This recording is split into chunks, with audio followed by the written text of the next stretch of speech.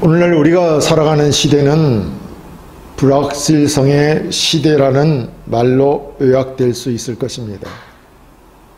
정보의 홍수 속에서 진실과 거짓이 뒤섞여 우리의 정신을 혼란스럽게 하고, 과학과 기술의 발전은 인간에게 전능한 힘을 준 것처럼 보이지만 정작 우리의 영혼은 공허함과 불안에 시달리고 있습니다.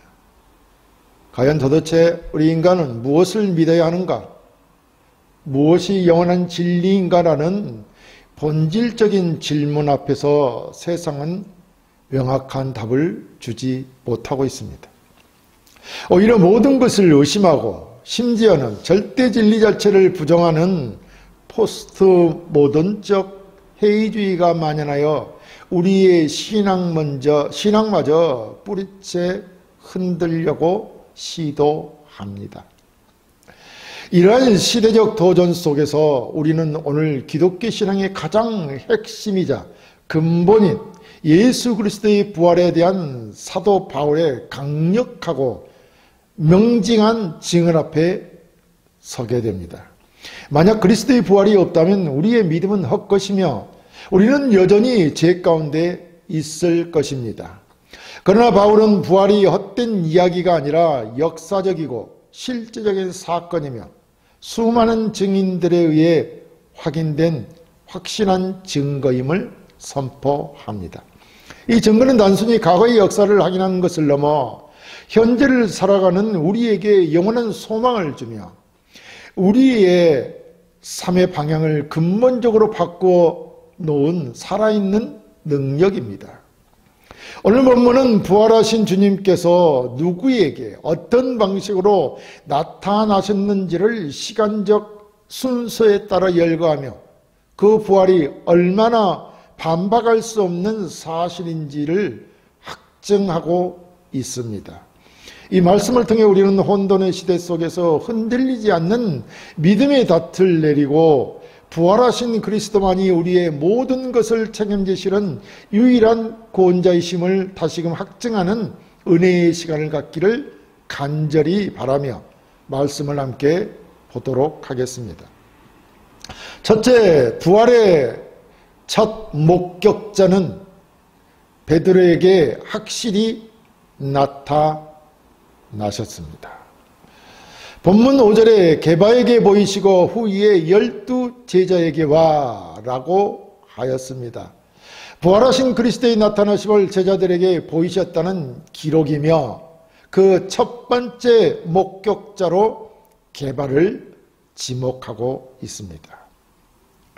이 본문에 나타난 게바는 우리가 흔히 베드로라고 부르는 사도의 아람어 이름입니다. 게바는 반석이라는 뜻이며 신약 성경은 이 게바와 베드로를 동일 인물로 사용하고 있습니다. 주목할 점은 부활하신 주님께서 이 많은 증인들 중에서 특별히 이 베드로를 가장 먼저 개인적으로 찾아오셨다는 것입니다. 당시 시대적 신학적 배경을 살펴보면 베드로는 예수님을 3번이나 모른다고 부인했던 극도의 실패와 절망감에 빠져있던 인물이었습니다. 다른 제자들처럼 예수님의 부활 소식을 들었을 때도 그는 기쁨보다는 죄책감과 깊은 자괴감에 사로잡혀 있었을 것입니다. 유대 율법에 따르면 신성 모독죄를 범한 자는 저주받는 자로 간주되었고 베드로는 자신의 스승을 부인함으로써 이미 영적 실패자로 낙인 찍혔다고 느꼈을 가능성이 높다는 것입니다. 이러한 상황에서 주님의 부활은 베드로에게 사실상의 단죄를 의미했을 수도 있습니다. 그러나 계획주의 교리에 입각한 본문의 해석은 이 만남이 인간의 의지나 자격이 아닌 오직 하나님의 주권적인 은혜로 이루어졌음을 보여주고 있습니다. 베드로는 자격이 없었으나 그리스도께서는 그를 주권적으로 회복시키시기 위해 먼저 그에게 나타나셨습니다. 나셨습니다.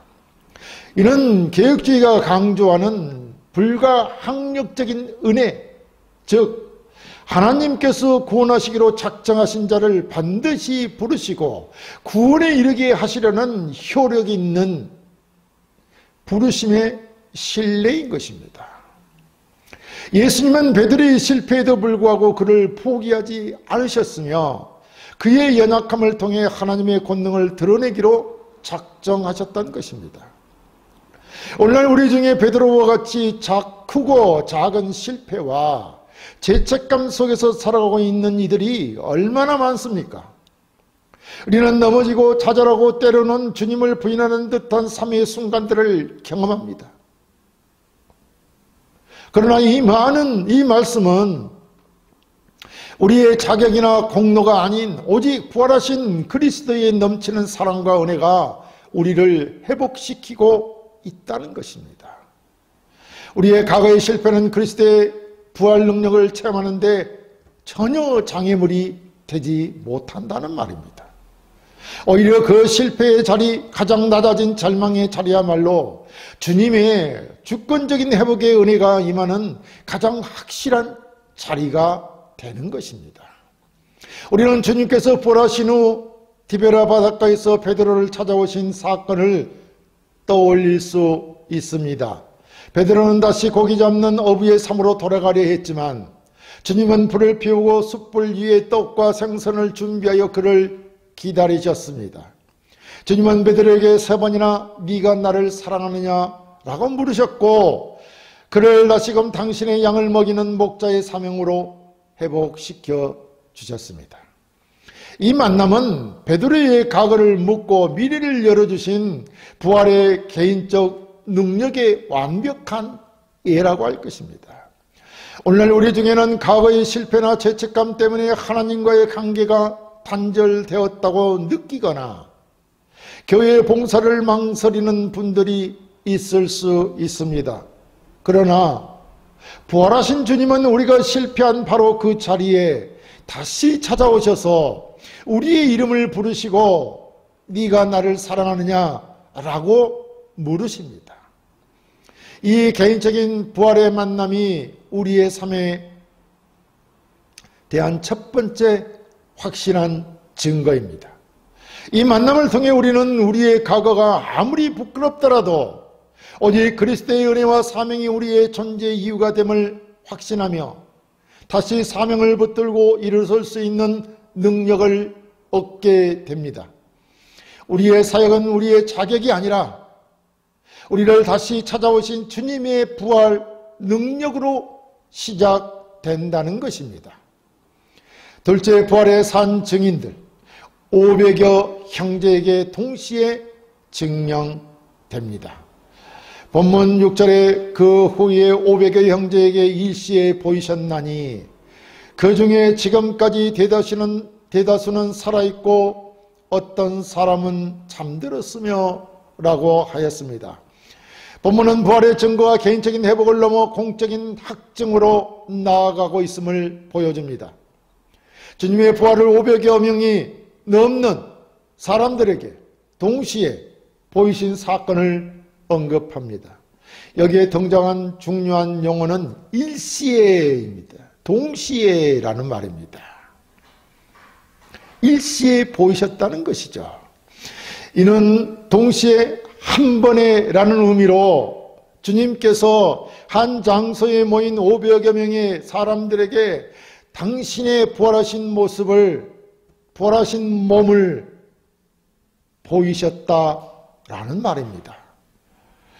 또한 잠들었으면은 성도의 죽음을 부르는 아름다운 완곡어법이라고 할 것입니다.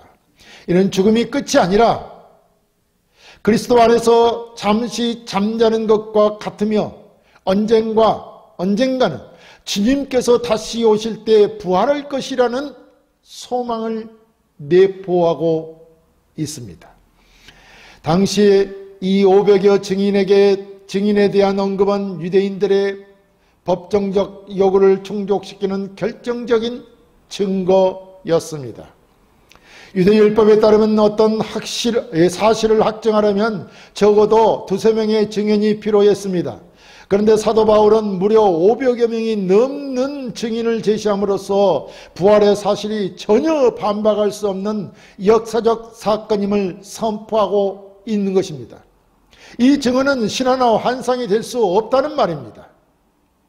500여 명의 사람이 동시에 똑같은 환상을 본다는 것은 심리학적으로나 역사적으로 불가능한 일이기 때문입니다. 더욱이 바울은 그 중에 지금까지 대다수는 살아있고 라고 덧붙임으로써 이 편지를 읽는 고린도 교회의 성도들이나 당시 누구라도 직접 찾아와서 증언을 확인할 수 있었다는 살아있는 공중을 제시한 것입니다. 예수님의 부활이 확실한 증거라는 말씀을 드리고 있는 것이죠. 이는 개혁주의 교리에서 가장 강조하는 성경의 확실성과 역사적 진리성의 토대가 되는 것입니다. 개혁주의 신앙은 부활을 막연한 영적 체험이 아닌 시간과 공간 속에서 실제로 발생한 객관적인 역사적 사건으로 보는 것입니다. 그리스도의 부활이 역사적 사실이기에 우리의 칭의와 성화도 확실한 토대 위에 서게 됩니다. 500여의 형제는 교회의 기초를 이루는 공동체의 증인이며 이들의 일치된 증언은 부활이 객관적이고 신뢰할 수 있는 진리임을 입증합니다. 또한 이어지는 7절에 언급된 야고보는 주님의 육신적인 동생이었지만 생전에는 예수님을 믿지 않았던 대표적인 회의론자였습니다. 그런 야고보에게 주님이 나타나심으로 그가 예루살렘 교회의 기둥이 된 사실은 부활이 가장 가까운 회의론자마저도 설득시키는 초월적인 힘을 가졌음을 보여주고 있는 것입니다. 오늘날 우리가 세속적 사상과 과학지상주의의 도전에 직면할 때 이 500여 증인의 증언을 기억하며 우리는 성경에서 우리에게 하고자 하는 권면을 받아들여야 할 것입니다. 부활은 우리의 개인적인 감정이나 체험에 의존하는 것이 아니라 역사적 사실이라는 객관적인 증거에 기반하고 있습니다. 우리가 확신하는 바는 환상이 아니라 만져지고 함께 식사하고 500여 명이 동시에 목격한 실제입니다. 이 확실한 증거를 가지고 우리는 세상의 모든 회의론과 맞설 수 있을 것입니다. 우리의 믿음이 흔들릴 때 우리는 나는 믿는다라고 말할 뿐만 아니라 그것은 증명되었다고 당당하게 선포해야 합니다. 오순절 성령 강림후 사도들의 담대한 설교를 들을 수 있습니다. 이들은 부활을 목격한 산 증인들의 대표였습니다. 그들이 예루살렘 성전 앞에서 너희가 십자가에 못 박은 예수를 하나님이 다시 살리셨다고 외칠 수 있었던 것은 단순한 종교적인 열정이 아니라 500여 증인이 살아있는 객관적인 사실에 근거했기 때문입니다. 이들의 증언이 단 며칠 만에 수천 명의 회심자를 낳을 수 있었던 원동력은 바로 부활의 역사적 확실성이었던 것입니다. 오늘날 교회 공동체는 바로 그 500여 증인의 바통을 이어받은 현대의 산 증인입니다. 우리는 우리의 삶과 연합된 신앙 공동체를 통해 부활하신 그리스도의 능력을 증명해야 합니다. 우리의 집단적인 사랑, 희생, 용서, 그리고 변화된 삶은 세상에 반박할 수 없는 증거가 되는 것입니다. 우리가 연약할지라도 우리 공동체의 임원 부활의 확신한 증거를 세상에 보여주는 것입니다. 교회가 세상과 구별된 거룩한 공동체로서 복음의 진리를 고수할 때 우리는 500의 형제에게 주님이 증명되셨던 것처럼 세상의 모든 사람들에게도 확실한 증거를 제시하는 것입니다. 셋째, 부활의 능력으로 구원받은 자, 만석되지 못한 자에게도 임하셨습니다. 본문 7, 8절에 그 후에 야곱에게 보이셨으며 그 후에 모든 사도에게와 맨 나중에 만삭되지 못하여 난 자 같은 내게도 보이셨느니라 라고 하였습니다. 본문은 증인의 최종 단계이자 복음의 가장 역동적인 메시지를 전해줍니다. 그러니까 이 구절은 증인의 계보를 완성하는 동시에 사도 바울 자신의 소명과 구원의 근거를 천명하고 있다는 것입니다. 여기에 나오는 핵심 용어는 만삭되지 못한 난자라고 했는데 문자적으로는 낙태된 것, 기형아 또는 기간을 못 채우고 태어난 미숙아를 의미합니다.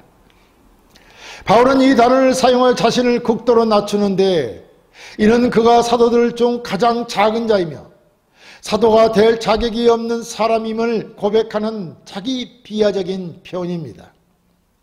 이는 그가 그리스도인들을 핍박했던 과거 때문에 마땅한 때의 부르심을 받지 못하고 억지로 끼워 넣어진 것처럼 스스로를 여겼음을 보여주고 있습니다. 당시의 바울은 다른 사도들과 달리 예수님의 생애 동안 함께 동행하지 않았습니다. 그는 부활하신 주님을 다미색 도상에서 초자연적인 방식으로 만났습니다. 이 만남은 단순히 한영이나 체험이 아니라 그의 삶을 완전히 뒤바꾼 실제적인 대면이었습니다. 바울이 자신을 만삭되지 못한 자라고 표현하는 것은 그의 부르심이 인간적인 자격이나 순수에 의한 것이 아니라 오직 하나님의 주권적인 은혜로 이루어졌음을 강조하기 이함입니다. 개혁주의 교리에 따르면 이 만남은 하나님의 불가항력적인 은혜와 주권적인 선택이 어떻게 죄인을 구원하고 사명자로 세우는지를 보여주는 가장 극적인 예입니다. 바울은 교회와 성도들을 멸하러 가던 핍박자였지만 주님은 그를 강권적으로 찾아오셔서 그의 의지를 굴복시키고 그를 이방인의 사도로 세웠습니다. 이는 구원이 인간의 결단이 아닌 하나님의 작정과 행동의 근감을 명확히 보여주는 것입니다. 부활하신 그리스도의 능력은 바울을 의롭다 하시는 칭의의 근거일 뿐만 아니라 그를 사도로 세우시는 사명부여의 근거가 되었습니다. 바울의 구원과 사도는 그의 공로가 아닌 오직 부활하신 그리스도의 은혜의 산물입니다. 오늘날 우리 중에는 나는 너무 부족해서, 나는 너무 많은 죄를 지어서, 나는 너무 늦게 주님을 알아서라고 스스로를 만삭되지 못한 자처럼 여기는 이들이 있을 수 있습니다. 우리는 스스로를 가치 없다고 판단하고 사명으로부터 도망치려고 합니다. 그러나 이 말씀은 우리에게 예전한 호소와 권면을 전하고 있습니다. 우리가 만삭되지 못한 자 같을지라도 예수 그리스도의 부활의 능력은 우리의 과거의 모든 죄와 부족함과 무가침을 덮고도 남는다는 것입니다. 만약 부활의 주님이 가장 안고한 핍박자였던 바울을 선택하여 사용하셨다면 그분은 우리를 통해서도 능히 당신의 영광을 나타낼 수 있기 때문입니다. 우리의 삶은 우리의 자격이 아니라 우리를 부르신 그분의 주권적 능력에 달려 있습니다. 바울이 부활하신 주님을 만난 다메섹 도상 사건은 그 자체입니다. 바울은 그리스도인들을 잡아 예루살렘으로 끌고 오려는 열심히 있는 율법주의자였습니다. 그러나 다메섹으로 가는 길에 갑자기 하늘에 강력한 빛이 비추었고 사울은 땅에 엎드려졌습니다. 그리고 하늘로부터 사울아 사울아 네가 어찌하여 나를 박해하느냐라는 음성을 들었습니다. 이 만남은 부활하신 그리스도의 실제성을 가장 극명하게 보여줍니다. 그리스도는 하늘에 계시지만 동시에 당신의 백성을 박해하는 자를 직접 멈추게 하시는 주권적인 통치자이십니다. 이 사건은 죄인에게 임하는 하나님의 강권적인 구원, 즉 부활하신 그리스도의 능력만이 인간의 가장 안관 의지를 꺾을 수 있음을 증명하고 있습니다. 오늘날 우리가 해야 할 일은 우리의 과거의 그림자나 현재의 연약함에 머물러 있는 것이 아닙니다. 바울처럼 우리는 우리를 부르신 이의 권능을 확신해야 합니다. 부활하신 그리스도의 권능 말입니다. 우리가 세상의 기준으로 볼 때 만삭되지 못한 자처럼 보일지라도 우리는 부활하신 그리스도의 복음을 듣고 담대하게 세상 속으로 나아가야 합니다. 부활하신 그리스도의 확실한 증거를 안고 세상 속으로 나아가서 담대히 부활하신 그리스도를 외칠 수 있어야 합니다. 우리의 모든 삶의 영역, 우리의 직업, 우리의 가정, 우리의 봉사는 부활하신 주님께서 우리에게 부여하신 사명의 자리인 것입니다. 우리의 사명은 오직 그리스도께서 맨 나중에 우리를 부르셨다는 은혜 위에 굳건히 서 있으며 그 은혜는 결코 흔들리지 않는 것입니다. 사랑하는 성도 여러분, 우리는 말씀을 통해 우리 기독교 신앙의 근본이자 우리의 유일한 소망인 예수 그리스도의 부활이 얼마나 확실하고 공적이며 역동적인 증거를 가지고 있는지 오늘 말씀을 통해 확인했습니다. 부활은 개인적인 회복의 사건이었습니다. 우리의 가장 깊은 실패와 죄책감 속에서도 주님은 우리를 버리지 않으시고 다시 세워주시는 은혜의 증거입니다. 부활은 역사적인 사건이라는 말입니다. 우리의 믿음은 허황된 신화가 아니라 수많은 산 증인들에 의해 입증된 불변의 역사적 진리입니다. 그리고 부활은 주권적인 소망, 곧 만삭되지 못한 바울에게 보이신 사건이었습니다. 우리의 과거가 어떠하든 부활하신 주님의 강권적인 은혜와 능력이 우리를 사명자로 세우셨고 우리의 남은 삶을 당신의 영광을 위해 사용하실 것입니다. 이 확실한 증거를 받은 우리는 이제 어떻게 살아야 하겠습니까? 세상의 모든 해이와 불안을 뒤로하고 오직 부활의 증인으로 살아가야 할 것입니다. 우리의 삶에서 부활의 확실성을 선포해야 한다는 말입니다. 세상 앞에 예수 그리스도의 부활의 확실성을 선포해야 한다는 것이죠. 우리의 가정에서, 직장에서, 그리고 모든 관계 속에서 주님께서 실패자 베드로를 세우셨듯이 여러분의 연약함을 통해 일하시고 500여 증인처럼 여러분의 삶을 통해 그 진리를 입증하시며 만삭되지 못한 바울을 부르셨듯 여러분을 통해 이 시대의 사명을 완성하실 것입니다. 그러므로 담대하게 확실한 증거 위에 서서 부활하신 그리스도께서 주신 영원한 소망과 능력을 가지고 승리하는 삶을 사시기를 주의 이름으로 간절히 축원합니다.